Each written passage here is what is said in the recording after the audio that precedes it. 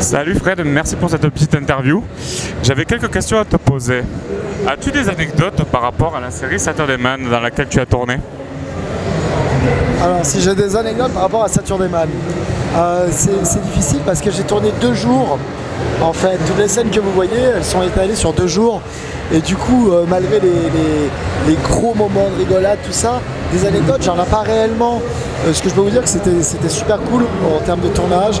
On s'est bien amusé, c'était une très très bonne ambiance, vraiment. Mais après, en anecdote, non, c'était la première fois que je tournais dans une boîte de nuit, donc c'était bizarre. Voilà, mais après, non, c'était super cool.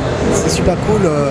Je pense que la surprise, c'est surtout de se voir après en vidéo avec une autre voix. Ça fait très bizarre. Qu'est-ce qui t'a donné envie après par la suite de devenir streamer? En fait, ça fait des années que je fais du stream. Ça fait des années, sauf que c'est pas mon travail et je le faisais pas régulièrement, donc les gens ne me voyaient pas trop dans la sphère Twitch et autres. Mais moi, ça fait déjà plus de 4-5 ans que je stream. Mais voilà, c'était pas régulier. Je faisais beaucoup de rétro aussi à l'époque, ce qui marchait pas beaucoup. Mais nous, ça nous éclatait avec nos potes et ça suffisait. Donc là, maintenant que j'ai un peu plus de temps libre, je fais beaucoup plus de stream. Donc du coup, ça devient plus intéressant, on va dire, pour moi maintenant. Merci beaucoup pour tes réponses. Et quelle est ta console de cœur, vraiment parmi toutes les consoles de jeux vidéo qu'on pu sortir jusqu'à maintenant? Ouais, je dirais la Super Nintendo sans hésitation. Sans hésitation, ouais. Super NES,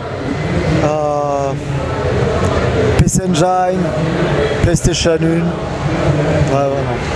Après, j'inclus la NES et la Super NES. Parce que j'ai une grosse collection de jeux sur dessus. Mais Super NES, ouais, vraiment. Merci beaucoup. Et quel est ton film coup de cœur parmi tous les films sortis depuis toujours, hein? C'est compliqué de répondre à ces questions, c'est impossible. Impossible. Là, je ressors de la conférence, je dis mais même, impossible, 3. Je sors de la conférence youtubeur, il y avait à peu près la même question, et j'expliquais que c'était trop dur de répondre à ces questions. Je peux vous en donner 15 de films préférés. Les films que j'aime beaucoup, ouais, Robocop, Les Dents de la Mer, moi c'est très 80, Interstellar. Ouais, Interstellar, de ces dernières années, Interstellar, ça a été la grosse claque pour moi, ouais, voilà. Merci beaucoup.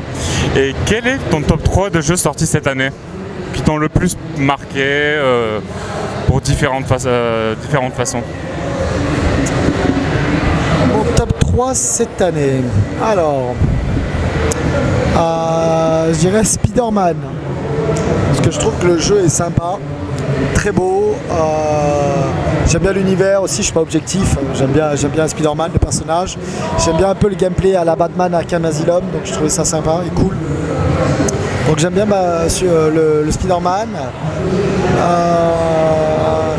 Là en ce moment je teste le Battlefield 5 qui est super beau, super cool, vraiment. C'est une bonne expérience de jeu. J'avais jamais touché un Battlefield. Et vraiment, je suis resté scotché sur le jeu. Il est vraiment très très cool. Après en troisième, qu'est-ce que je pourrais vous dire?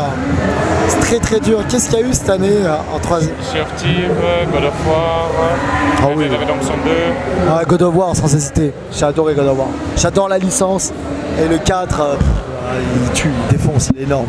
Non, c'est très très bon. God of War, ouais. God of War, Spider-Man, Battlefield et tu m'as dit quoi d'autre qui était sorti? Red Dead Redemption 2 et Sea of Thieves, le jeu de pirate sur Xbox. Ouais, ça c'est sympa en multi, mais après c'est pas le truc de foufou non plus. Non, ouais, déjà c'est pas mal.